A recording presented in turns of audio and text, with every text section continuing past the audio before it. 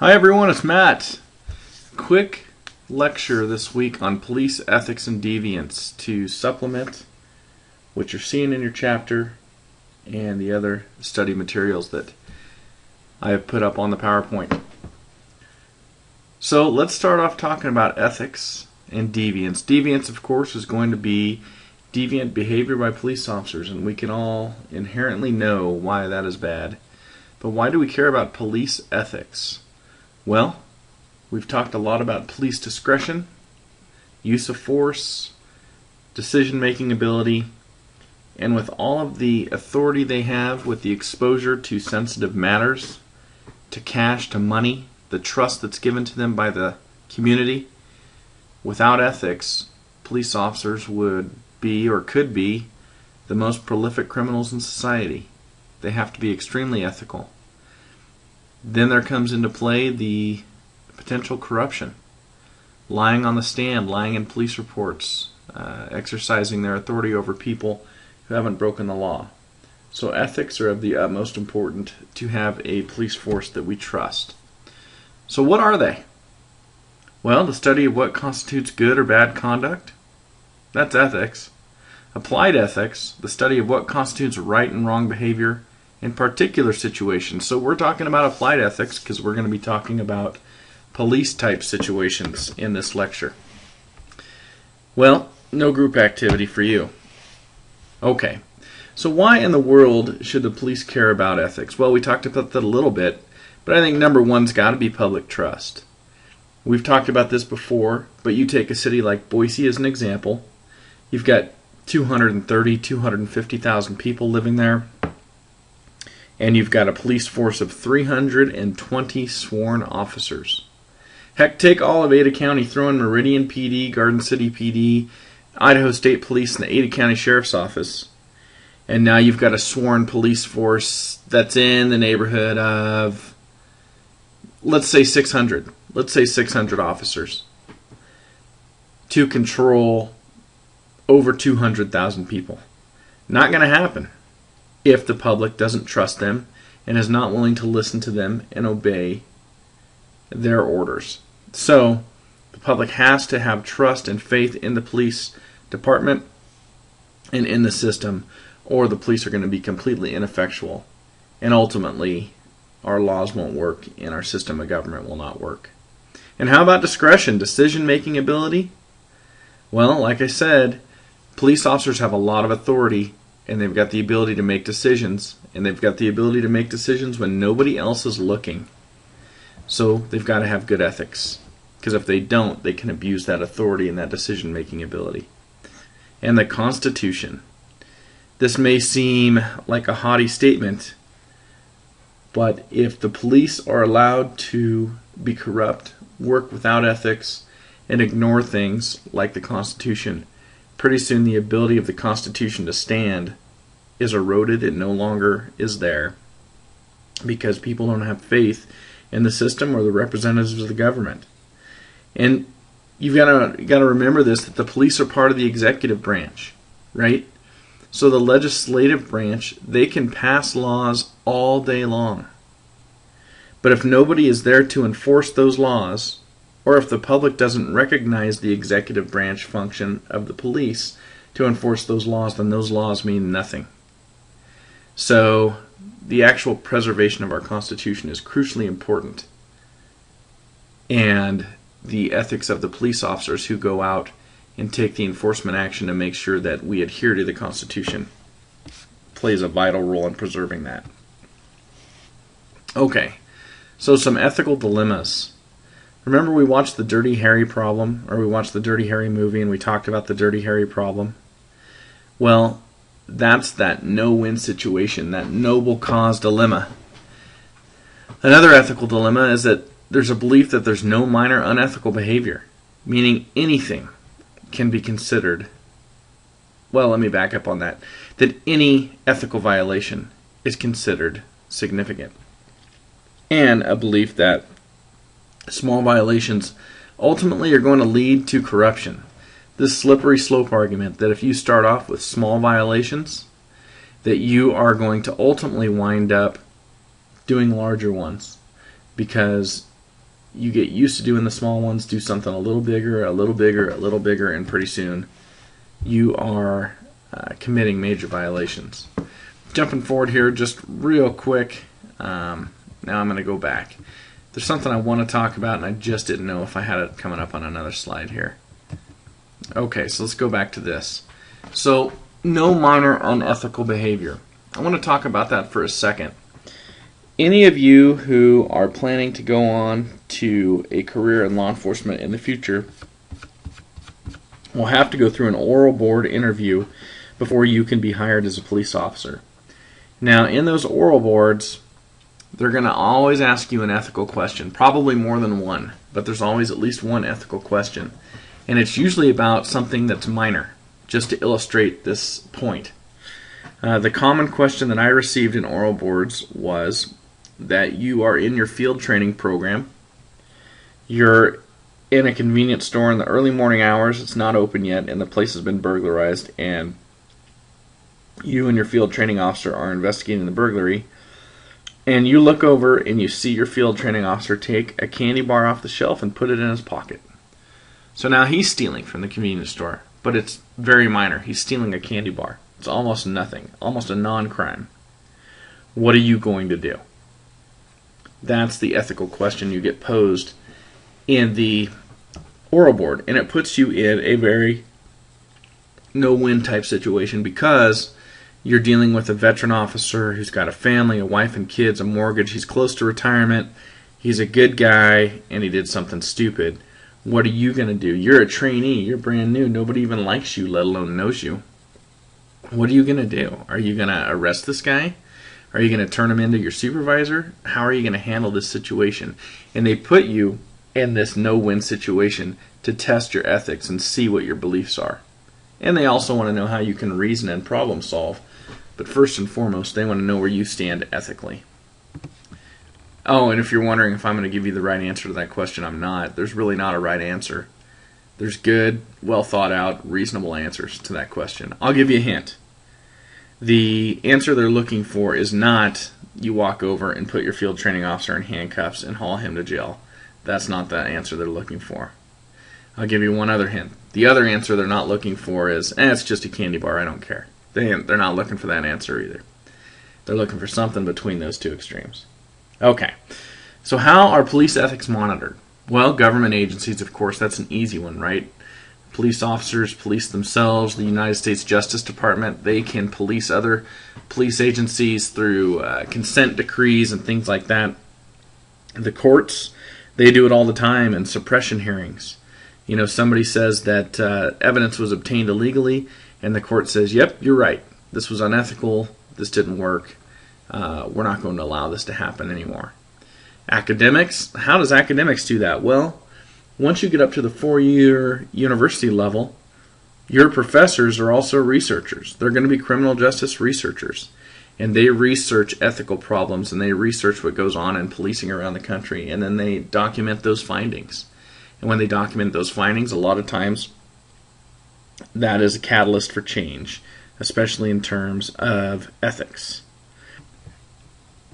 The media, they obviously hold people accountable to ethics because they're going to document things that are going on. If there's an active investigation into some sort of wrongdoing within a police department, they're going to be right there documenting that.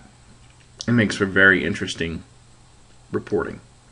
The general public, they're going to do that. A lot of cities, including Boise, have an ombudsman who is the representative of the citizens in oversight over the police department. National commissions, remember we talked about the history of the policing, we talked about the riot commissions, the crime commissions, all of those that were founded and or developed in order to look over policing in the United States, including ethics. The Supreme Court, of course, right there with all their different court rulings. Television and how they portray the police departments, and organized groups of citizens. This one I am going to pull up. I don't know if you've ever heard of Cop Watch, but Cop Watch is just a website, there's several out there, where you can actually go on and you can describe the experience you had with a particular police officer and tell the whole world about that experience. Another one is Rate My Cop. If you go on those sites, you can look up police officers. You can look me up on Rate My Cop, and you can see if somebody had a good experience with me or a bad experience. Most likely it's going to be bad experiences on there. I'm trying to remember if there's anything on there for me. Well, I'm sorry, everybody. I can't get the Rate My Cop website to come up. But I swear I'm not trying to hide anything. I don't think there's anything bad on there about me. But who knows what's on there now? I don't know. But feel free to look and let me know. Okay, so let's talk about some types of corruption. Gratuities. Is that corruption? So what's a gratuity? Well, a gratuity is basically a tip or giving you a little something for the trouble, a little extra cash or something like that for the effort. So when it comes to policing, what's a gratuity? Well, a gratuity usually in policing is somebody trying to give officers free meals or free beverages or something like that. Everywhere I've worked, this has happened, where you go into a restaurant and they'll give you half off the meal, something like that. You go into a liquor store for a soda and they'll give you free sodas or something like that. And different agencies handle this differently. When I worked in California, you were 100% prohibited from accepting gratuities. You could not accept them.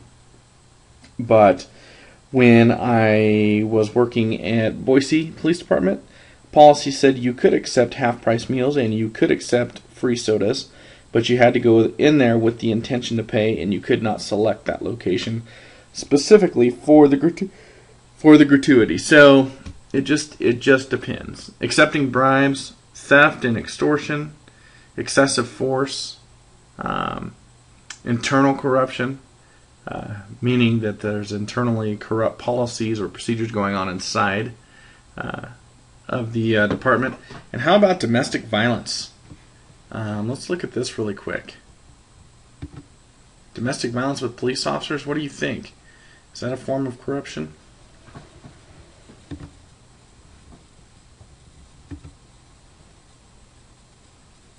And we'll just take a small look at this.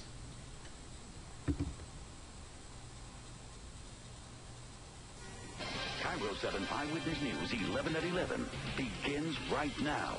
Only on Cairo 7, the private eye Crystal Brame hired to protect her from her police chief husband breaks his silence tonight. Ed Lewis says he feels guilty that he couldn't keep David Brame from killing her and himself. Cairo 7's Deborah Horn is live tonight in Tacoma with never-before-heard conversations between Crystal Brame and Lewis. Steve, Ed Lewis says tonight he is coming forward with the blessing of Crystal Brame's family. He says she hired him because she was convinced her husband was going to kill her and she needed protection. We agreed not to show Ed Lewis's face. This message is from Crystal Brame for Investigator Lewis. If you could please call me as soon as possible, I'd appreciate that. Thank you so much. Goodbye. To me, you can feel the pain, to me, in her voice. You can feel that she's worn down. She's literally drained. That's what private investigator Ed Lewis heard when he talked to Crystal Brame in the midst of a nasty divorce from her husband, Tacoma Police Chief David Brame. On April 25th, 2003, she called Lewis upset. The story of their divorce had hit the newspaper. Okay, so domestic violence. Now, domestic violence definitely exists in law enforcement, and in that particular case, that man was the police chief of Tacoma, Washington, and he wound up killing his wife and killing himself in a murder-suicide that was surrounded by domestic violence in the relationship.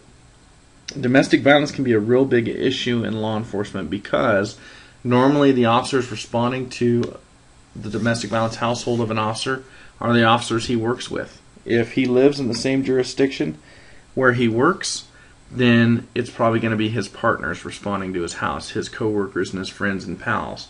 Well, that creates a lot of issues. Even if it's not his friends, it creates issues for the officers that respond if they take actions they're supposed to take, like separating the parties, patting them down for weapons, seizing any firearms, making an arrest. It creates a lot of negative ramifications back at the department between the friends of the officer who got arrested and the officers who had to go in and do their job. So one solution that police departments around the country are coming up with to deal with this is drawing up separate policies to deal specifically with officer-involved domestic violence. So there are specific instructions for officers and they can just refer back to the policy and let everyone know, I had no choice, I had to take these steps, it's in policy, that's what I had to do. And so that's kind of one of the ways that officers are being protected when they have to go and investigate these types of incidents. Sexual misconduct by officers. I've listed 2 officers up here, Steve Young and Rick Beal. If you look at these newspaper articles, both of these officers are from the Boise Police Department. And so Steve Young pled not guilty, but if you read down here, he pled not guilty to charges of lewd conduct with 4 children under the age of 16. The 4 victims are children ranging in ages from 1 month to 21 months old. So that's not good that a police officer is doing that. If you take a look at Rick Beal's newspaper article, it says Boise police are looking to arrest one of their own. And it says here, Officer Rick Beal was put on administrative leave. 1 week later, he resigned. He's accused of having sexual contact with a girl at his Boise home while on duty. And the girl, if you look up here, was 17 years of age. So these cases of sexual corruption definitely happen. Sleeping on duty, is that corruption? Well, you got to really think about that. Police officers' schedules can be really wild and pretty demanding. They might work until 7 in the morning one day, be in court the whole time they should be sleeping, and have to be back at work that night. And so a lot of times they may catch a couple hours of sleep during the middle of the night. It's not really that unreasonable. And how about deception or lying by police officers? Well, there's a Supreme Court case called Brady v. Maryland, which says that any police officer who's been caught lying, either under oath or in a department-initiated investigation, on a police report, something like that, from that point forward, anytime that officer is going to possibly be a witness in court, the prosecuting attorney has to disclose to the judge, the jury, and the defense that this officer has previously been caught lying while acting as a police officer. That's pretty damning to a police officer who's supposed to be able to go up and testify in court and be trusted. And a lot of times police officers lose their careers from lying because they're no longer effective as a police officer if something like that has happened. Okay, skipping that. Reasons for corruption. Well, here's some pontificated reasons. The rotten apple theory, which is just you got a rotten apple in the bunch and you need to get rid of that individual officer. That officer slipped through the cracks in the hiring process and they were a bad one. The social structure, meaning it's inherent within the unit you're in or within the department you're in, that either minor or even major ethical violations are taking place. The neighborhood with informal social control. Sometimes, this has happened in the past, police officers see nothing but crime everywhere and they adapt to it and think, why can't I fudge on the rules every now and then? The nature of police work, just the being put in the position of a no-win situation and having to choose one bad choice over another bad choice. Police organization, the subculture in police, or the noble cause theory, right? The Dirty Harry problem. Okay, what about bias in policing? Racial profiling. Either African American people, Muslim people after 9/11, Latinos. What about racial profiling? This is certainly a form of deviance and a form of ethical violation, something to be considered. Police brutality. So police brutality is one where corruption and deviance, not to say other forms can be tolerated, but this absolutely cannot be tolerated. So in every agency throughout the country, if there's a significant use of force, there's a significant internal investigation. It doesn't mean that the officer did anything wrong or that the officer's in trouble. It means that the department is looking into it to make sure nothing like that happened.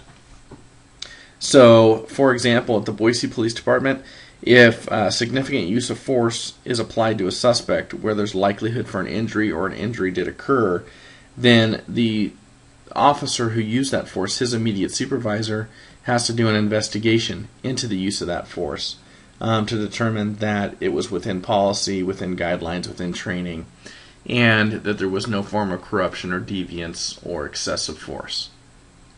We also will listen to officers' audio recordings just at random, look at their MDT messages on their computers just at random to make sure that they're in compliance with these things. Discipline and termination. So in the department, anyone from the sergeant to the chief can hand down some form of discipline. When it gets real serious and an officer is looking at losing their job, a lot of times this will go to a discipline board, which at the Boise Police Department was comprised of everyone in the chain of command from the sergeant all the way up to the chief, or if it was a lieutenant being disciplined, it would be everyone in his chain of command from the captain all the way up to the chief. And they would come up with a group decision on how they were going to discipline that individual officer and what was going to take place. And that officer would have the opportunity to address that board as well. And then there's decertification. So those officers that I mentioned earlier, Steve Young and Rick Beal, both were decertified by the state of Idaho or by Idaho Post. So Idaho Post has the ultimate authority on who can work as a police officer in the state of Idaho because they provide certification, and without that you cannot work as a police officer. They can also take that certification away, and they will under circumstances like that. So how do we prevent corruption from happening? Well, the first step is being very careful in who we hire. And we've talked about the hiring process with the background investigations, polygraphs, the psych interviews, and the different oral boards and the ethical questions on the oral boards. But that's the purpose right there of those extensive hiring practices, is trying to be careful of who we hire and prevent that corruption and those ethical violations. There's early warning systems set up. Computerized systems where we enter statistics. It might be use of force reports. It might be complaints against officers and things like that. And then the computer tracks these different entries. And if it sees an outlier, like let's say an officer has 10 times the use of force reports that all the other officers in the department has, then it will flag that person and say, hey, you need to do something. You need to look into this person. Now this can be very good. We can hopefully rescue people's careers by identifying these things early and getting them taken care of before it ruins somebody's career. But it also can have some unintended negative consequences. So let me give you an example. Oftentimes, police agencies will encourage officers to go out and make a lot of contacts with suspects. Make a lot of contacts and try to make those lead to citations, make those lead to arrests, go out, find the bad guy, be very active, contact a lot of people, make a lot of arrests. Well, the officer who takes that to heart and works very hard and contacts large numbers of people is going to have more complaints and more uses of force, simply by the nature of percentages. If the normal percentage of complaints and use of force on the department is, say, 3 complaints for every 10 citations issued and 1 use of force for every 10 arrests, then if you make 10 times the arrests and write 10 times the citations as the average police officer on that department, you're going to get 10 times the complaints and 10 times the citations. Well, the problem with that is all of a sudden these early warning systems say, hey, what's the problem with this person here? They're getting all these use of forces and they're getting complaints, and this needs to be looked into, and this person gets brought into the sergeant's office and asked about this. Well, it's simply a matter of numbers. They're just working hard, therefore they're naturally going to receive more complaints and have more uses of force. But that demoralizes officers to get brought in and asked what's going on. They feel like they're being targeted when in fact the department should be looking at the message they're sending and not kind of sending this unintended other message of, hey, we don't want to be getting these complaints. We don't want to be getting so many uses of force. So sometimes the department will send mixed messages, and it'll harm morale, it'll harm work ethic, because officers don't know exactly where they stand with the department and what it is they're supposed to be doing. But the one thing they do know is they don't want to lose their job and they don't want to get disciplined. And the safe bet is just to be less active. And that does happen, and that's an unfortunate, unintended side effect of this. Okay, so if an officer is corrupt, if an officer is deviant, if an officer's using excessive force, what is the recourse for a citizen? Well, one matter of recourse is Section 1983 of Title 42 of the United States Code. And basically this says that if an officer or a department is grossly negligent, fails to train, or exhibits deliberate indifference under the color of authority, they can be sued in federal court for violating somebody's 14th Amendments. So, what are these things? Well, gross negligence is just something that is so negligent it's inexcusable. For example, let's say that there is a motorist who is called because they're on the side of the road on I-84 about 10 miles out of town. They've slid off on the ice and they're in their median. They're totally safe. The car is running. They have heat. They've got food, but they need somebody to come out and assist them. And a state trooper takes off from downtown Boise and is going out there to help them, but on the icy roads drives 90 miles an hour with his lights and sirens on and slides off of the road, goes into oncoming traffic, has a head-on collision, and somebody gets killed. They'll probably get sued with the claim that they were grossly negligent. What they did going that fast on ice was so ridiculous, so negligent that it wound up in somebody's death, and they should be liable. Well, then, the next lawsuit will step up through the officer to the department for failure to train. Why didn't you train this officer not to drive so fast on the ice?